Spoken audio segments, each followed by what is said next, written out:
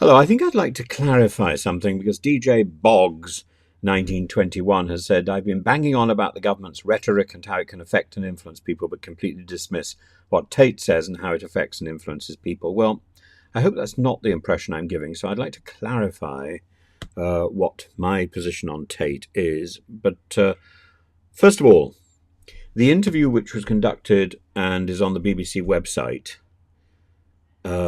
the person conducting that interview is so keen to disparage and do down Tate that we don't actually get to learn very much about what Tate is doing. What we get to see is a very aggressive interview. Both the interviewer and Tate are aggressive, and we get some allegations which don't seem to be substantiated, and we get a lot of denial. So in fact, we end up looking at that interview and thinking, well, I know nothing more about Tate now than I did when I started, except I don't like him. But not liking somebody is not the same as saying this person is a criminal or this person is morally depraved. Now, who is Tate? He's an ex-kickboxer, and he's a Big Brother contestant. I think he's from Luton or London or something, but he sounds as if he's from America. It's quite extraordinary. And he's got this mantra, which could be interpreted as misogynistic, but misogyny is, again, very precise. It comes from two Greek words, miso, I hate, and geneka, woman. So it's woman-hating. But simply to say that a woman belongs in the home, shouldn't drive, is not necessarily misogynistic. It's not nice, but it's not necessarily misogynistic. And we would find the same sort of views being expressed in some Saudi Arabian states, and certainly under the Wahhabi tradition, exported up into the Taliban. Now, is that misogynistic? Well, I think when it comes to the Taliban, it definitely is. When it's in Saudi Arabia, I'm not sure that it is necessarily misogynistic. Now, to say that a woman is a man's property, that's another matter. Now, does he actually say this? I'm not sure he says that. That's what is interpreted, and that's definitely what he's accused of thinking, but I'm not sure that is genuinely what he says. And when you come to a criminal case, you have to establish what somebody says, not what somebody is understood to mean or what his followers believe. I think he's a very dangerous person, and I think he's not somebody who should be exposed to young people particularly, and I think it's a great shame that he's found such a channel in TikTok and on social media.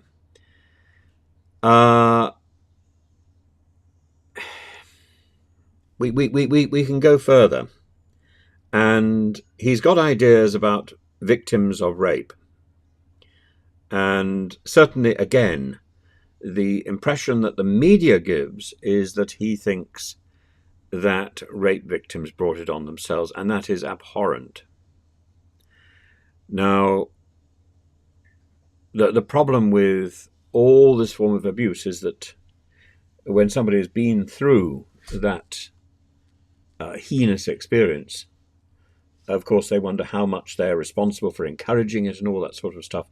The answer is they're not responsible. The answer is they are the innocent victim. And for somebody to promote the idea that they are not is, again, abhorrent.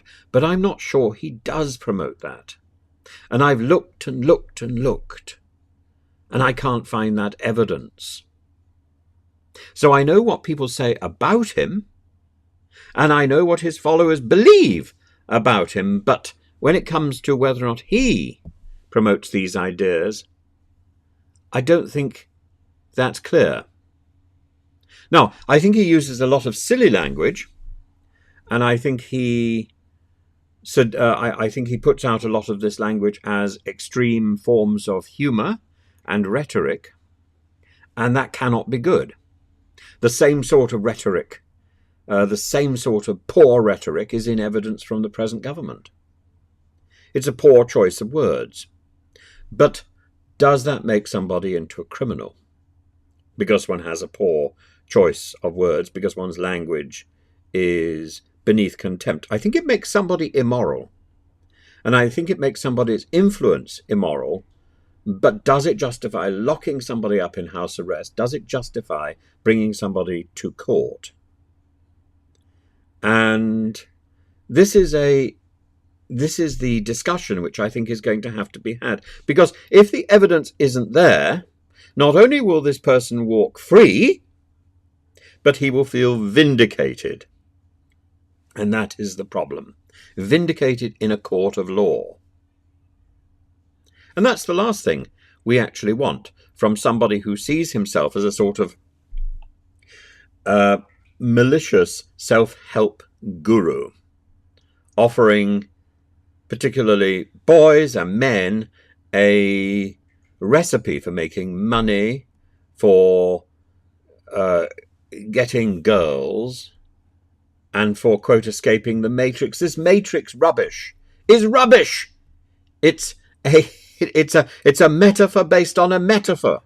If you want to go back to the original, go back and read The Republic and read about Plato's cave, rather than watching this derivative trash and then listening to Andrew Tate's trashy interpretation of the derivative trash.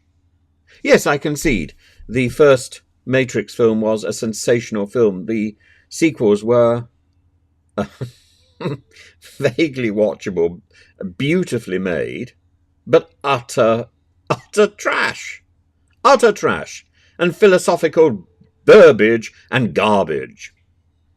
Nothing worth writing home about. The actual story of the cave is quite clearly, if you look at if you do a sort of form critical analysis on it, it's quite clearly not something that was written for the Republic. It's quite clearly a story that Plato took from elsewhere and put into his narrative of the Republic, along with the story of the sun, along with the story of the divided line, along with the story of the navigator. These amazing myths that Plato tells, like, for example, the myth of Atlantis elsewhere. These are stories that he somehow or other plucked out of one location and put into another, a little bit like parables. But, oh my goodness, Andrew Tate, more famous than Trump, maybe, more famous than Kim Kardashian, and for what? For what purpose? The Hustlers University? It's not good. I remember being asked to be involved in a program called The Hustler. And I thought, well, what is this? I always thought Hustler was a magazine on the top shelf of W.H. Smith. But here you've got somebody who wants to be a hustler, who wants to be somebody who can manipulate people, and in his words, manipulate the algorithm. I don't know how you do that, because the whole point about the algorithm is it's constantly changing. And I think Andrew Tate is in love with controversy. Hence his links up with Nigel Farage. Hence his links up with Joseph Watson, and with all these hip, controversial people. Controversy attracts controversy. It doesn't give us any window into who these people are, who this particular person is. And what he's, as I say, it comes down to one very simple question. Is he a bad person? Is he a criminal? Or is he simply inspiring bad things? If he's inspiring bad things, there are many people who inspire bad things. They're not necessarily bad in themselves. They're just odd. Is he just odd? Or is he in fact a criminal? And that's the question I don't know. And that's and the problem is I don't see any evidence of his criminal behaviour, what I see is a very aggressive media attack on him without clear parameters. And the BBC thing seems to be entirely based on one account by a person called Sophia, who he says is fictitious. Once you've got that, the case seems to fall to pieces. And I would expect more from the BBC than what they're giving.